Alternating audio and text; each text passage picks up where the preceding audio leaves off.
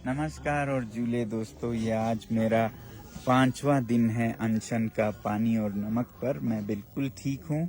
आज खुले आसमान में हम थे बहुत से साथियों के साथ और तापमान था -17 के करीब। और ऐसे में आप देख रहे हैं ये जो गिलास का पानी है ये न सिर्फ जमा है बल्कि फूल के ऊपर आया है, मगर ये बिल्कुल नहीं जमा है क्योंकि ये अल्कोहल है और अल्कोहल का जमने का तापमान है -114 और पानी का 0 डिग्रीज। तो ऐसे में हम अनशन कर रहे हैं लद्दाख के संरक्षण के लिए, लद्दाख में डेमोक्रेसी के बहाली के लिए। मगर ये सिर्फ लद्दाख की बात नहीं है, ये एक देश भर में विश्वास को दोबारा स्थापित करने की बात है।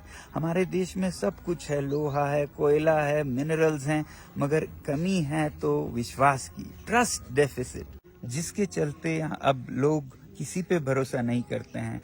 जनता नेताओं पर भरोसा नहीं करती, नेता अपने साथियों पर भरोसा नहीं करती और इलेक्शन प्रोसेस पर ही अब विश्वास उठ रहा है, इलेक्ट्रॉनिक वोटिंग मशीन्स पे विश्वास उठ रहा है। और ऐसे में फिर नेताओं से सीख के लोग भी फिर बिजनेसेस में भरोसा नहीं करते हैं, वादे तोड़ देते हैं। तो लद्दाख के साथ भी कुछ ऐसा ही हुआ। 2019 में हमसे वादा किया गया सरकार ने इलेक्शन मैनिफेस्टोज में खुलेआम लिख के कि लद्दाख को 6वें शेड्यूल में संरक्षण दिया जाएगा।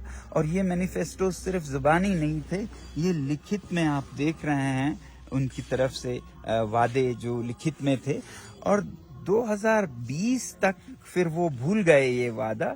फिर जब दूसरा चुनाव आया हिल काउंसिल का, तो लोगों ने यहाँ पर कहा कि हम चुनाव में हिस्सा ही नहीं लेंगे अगर इस तरह से होता है, तो उन्होंने बॉयकॉट करने का फैसला हुआ।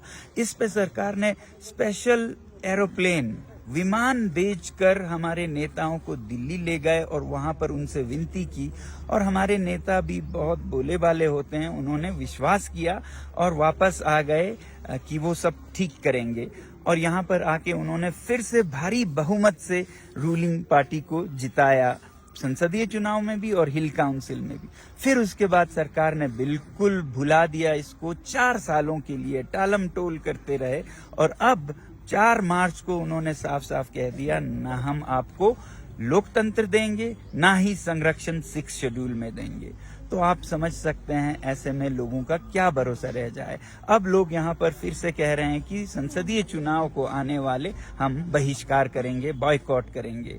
मगर ये सिर्फ लद्दाख की बात नहीं है, पूरे देश की बात है। अगर इलेक्शन मैनिफेस्टोस के साथ यही हाल होता रहा तो लद्दाख एक उदाहरण बन जाएगा हर नेता के लिए कि कोई भी वादा कर लो, कोई जरूरत नहीं है पूरा करने की। मगर अगर लद्दाख के लोगों ने किसी तरह सरकार से ये मनवाया कि वो वादे पूरा करे, तो फिर एक अच्छा उदाहरण बनेगा 50 साल तक की जो नेता वादे करते हैं उन्हें हमें पूरा करवाने का भी साधन है। तो लद्दाख का ये जो आंदोलन है बहुत ही क्रूशियल है ट्रस्ट डेफिसिट को खत्म करने के लिए भारत में।